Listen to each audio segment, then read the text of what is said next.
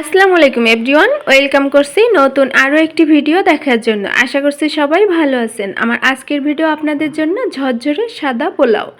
যারা সাদা পোলাও তৈরি করতে যেয়ে বিভিন্ন সমস্যার সম্মুখীন হয়েছেন তাদের জন্য আমার আজকের এই ভিডিও।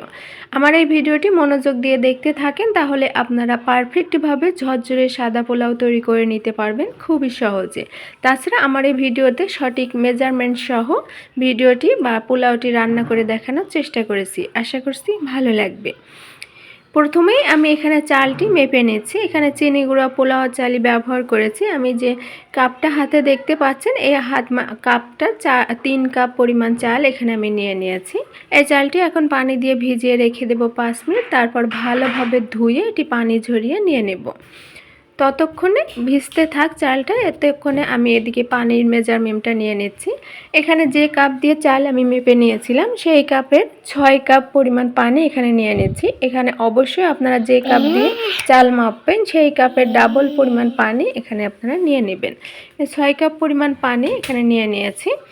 নিয়ে এই পানিটি আমি ফুটিয়ে নেব। পানিটি ফুটিয়ে নেওয়ার আগে এখানে আমি দিয়ে দিচ্ছি 2টি তেজপাতা, সাথে দিয়ে দিচ্ছি কয়েকটি কিশমিশ, দিয়ে দিচ্ছি 2টি এলাচ, সাথে 3-4টি লবঙ্গ, আর দিয়ে দিচ্ছি 5-6টি ছোট ছোট সাইজের দারচিনি, আর দিয়ে দিচ্ছি 1 চা চামচের মতো রসুন বাটা আর 1 চা চামচ আদা বাটা দিয়ে খুব ভালোভাবে এই পানিটি ফুটিয়ে নেব।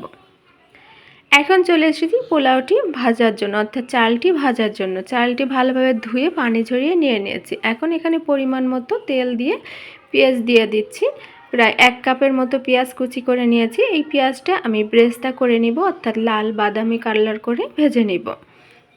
পেঁয়াজটা ভাজা হয়ে গিয়েছে। এখান থেকে হাফ পরিমাণ পেঁয়াজ আমি উঠিয়ে নিচ্ছি।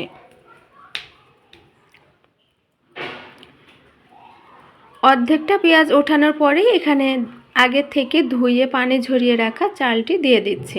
এখানে অবশ্যই আপনারা আমার প্রতিটি স্টেপ ভালোভাবে খেয়াল করবেন। খেয়াল করলেই আপনারা কিন্তু ভালোভাবে এই পোলাওটি তৈরি করে নিতে পারবেন। এখন এই চালটি মিডিয়াম আর লোয়ের আছে মাঝামাঝি রেখে, মিডিয়াম আর লো হিটের মাঝামাঝি রেখে চালটি আমি ভেজে নেব। চালটি এমনভাবে ভেজে নিতে হবে যেন এর ভেতর থেকে একটু সনসন টাইপের শব্দ বের হয়। চালটি ভাজা হয়ে গেলে দেখবেন আপনারা চাল অনেকটা হালকা হয়ে যাবে আর সনসন একটু শব্দ বের হবে, তখনই বুঝবেন চালটি ভাজা হয়ে গিয়েছে।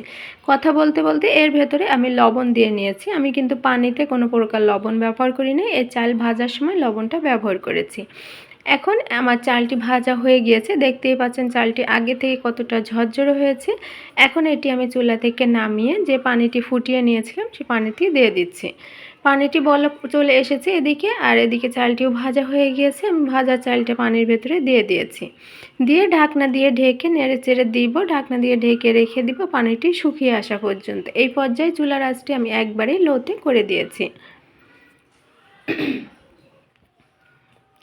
লবণটি টেস্ট করে নিচ্ছে। এই পর্যায়ে লবণ কম হলে আপনারা লবণটি দিয়ে নেবেন। কিছুক্ষণ পরে দেখবেন এভাবে একবারে শুকিয়ে গিয়েছে পানিটা, আর ভাতটা অনেকটা হয়ে গিয়েছে পোলাওটা। এখন এখানে আমি চুলাটি বন্ধ করে দিয়ে এটি রেখে দেব প্রায় 10 মিনিটের মতো। ততক্ষণে এই পোলাওটি পারফেক্টভাবে ফুটে যাবে আর ঝরঝরে হয়ে যাবে।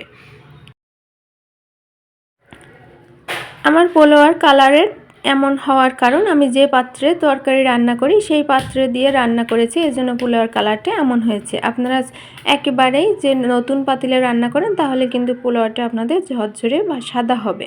এখন যে পেঁয়াজ বেরেস্তাটা উঠিয়ে রেখেছিলাম সেটি দিয়ে পরিবেশন করে নিয়েছি, সাথে বেগুন ভাজা আর গরুর মাংস।